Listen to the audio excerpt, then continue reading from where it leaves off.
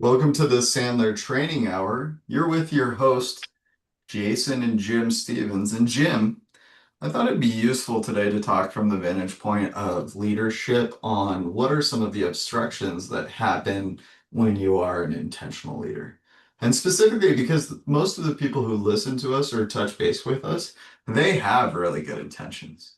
And so there's a gap that happens when you're very well intentioned and you're interested in the success of others that oftentimes ends up with you being the bleeding, uh, how would you say, the corpse that we're all kicking. So you end up being the horse. Yeah, So the from dead your vantage horse point, everywhere. yeah, because you're just trying everywhere to give as much as you can, to give leeway to people, to give hope for people, to expect them to grow, to give them every chance to, you know, do what you're doing, which is have good intentions and follow through. So, what do you think is the most likely outcome for, and we can shift between that dominant leader who's headstrong and intentional and a softer leader who's well-intentioned, but often isn't putting guardrails up for its team. Yeah, I think one of the maxims that we all go into sales believing and knowing actually to be true is people buy from people they like. Yeah. And so the one driver that's common to all of us in sales is the effort to being likable.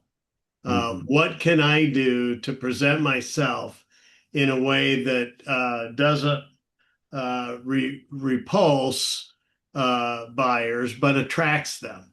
Yeah. And so we've determined in our mind that some of the beliefs we go into this with are I need to give them what they want. I need to answer their questions. I need to demonstrate my expertise. I need to show them that I know what I'm talking about. All of these things lend themselves towards establishing likability, Yeah. but may not establish credibility. Credibility happens when you're willing to challenge things that may not be in the best interest of the buyer. Credibility happens when you establish equal business stature and position yourself as a trusted advisor instead of somebody who's an accommodating helper. And it's that mindset that I think drives us to be overly accommodating initially, which often backfires on the back end because we Yeah. haven't set strong boundaries. Yeah, and the difficulty with it backfiring on the back end is also we're running into the sunken cost fallacy. So not only didn't we set a strong upfront contract for the engagement, and we're not being directive in leadership to call the games that the people are playing in front of us that are leading to issues, but also we've spent 10 hours with this person trying to figure out, do I understand your needs? Am I going to be the person to help you solve this issue? And after 10 hours, what's another 2 hours? Like they've already not said no, so maybe they will say yes by hour 14, in which case we're just grinding away towards getting the deliverables. But with those, I mean, if you disqualify them in 2 hours, would those 10 hours be spent differently in a productive way?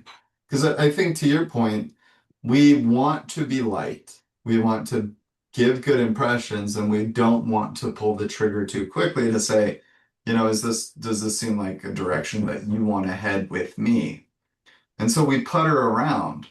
And the longer that we putter around, the lower expectations get about what we're doing together. So when it comes to that, when it comes to a relationship full of low expectations, buyer to seller, Yeah. like what's the antidote? What happens? What do we do? Yeah, I think the compromise that we make in our mind happens when we make the decision to avoid things that may be controversial or off-putting.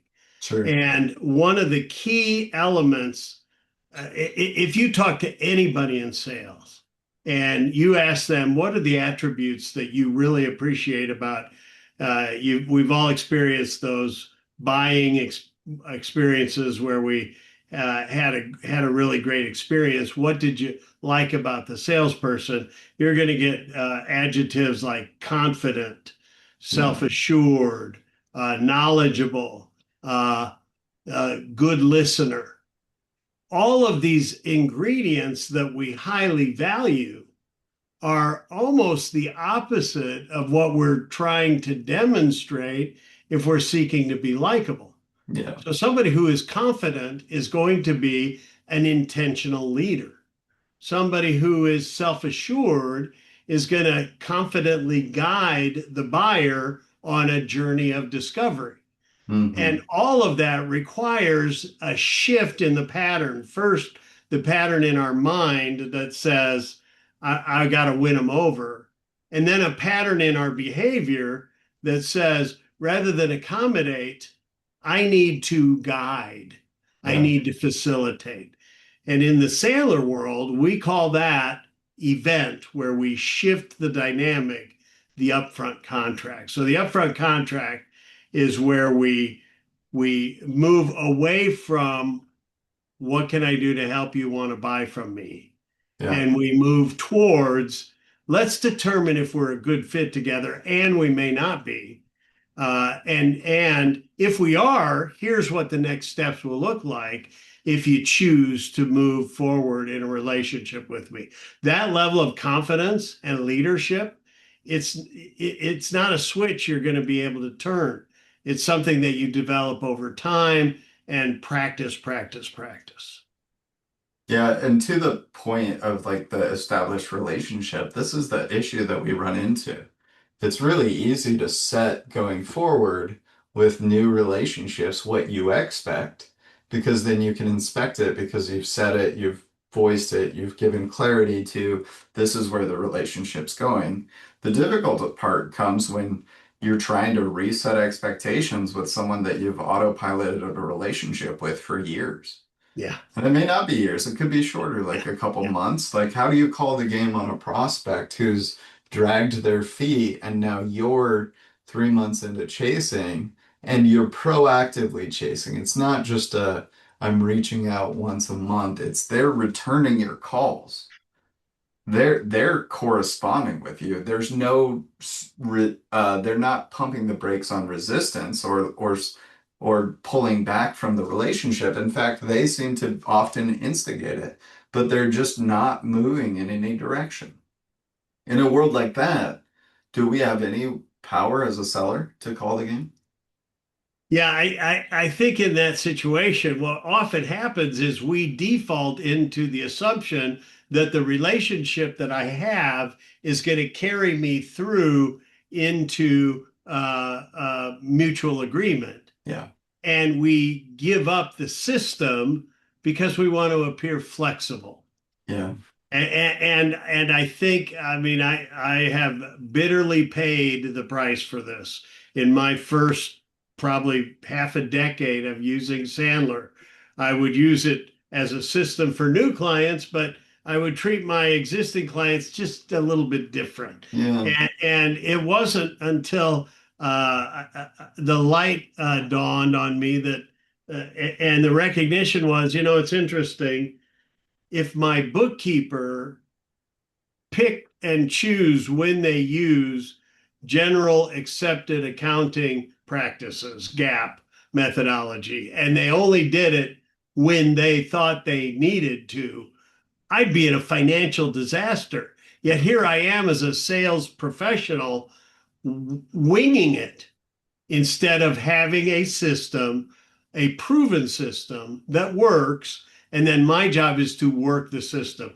Does that make me rigid? No, not really, because I'm customizing the system to fit the personality of the person I'm talking to, but the actual process stays rigid, and yeah, it's following the practice of a system that is going to save you from the inconsistencies that happen when you're busy trying to win people over and don't give yourself permission to be an intentional, confident, deliberate leader. Yeah, and to your point there, in order for us to raise the quality that we deliver, we have to raise our standards that we expect. And the only way that we can do that is through collaboration and coordination, as well as having hard conversations about this is what matters. This is the hill that we're looking at. Is this the hill that you want to die on? Because we all, buyers act like children at times. They want to die on every hill, but you as a seller know which hills are absolute must to die on for them. And those are the ways that we disqualify buyers who are pushing our buttons, who are maybe giving themselves leeway in the way that they treat us, which obstructs our ability to have high standards and to have high deliverables. But that's us with Sandler Training. If you have any questions about who we are or what we do, you found your way here. Continue on that rabbit hole until you find us. Otherwise, good luck out there. Good selling.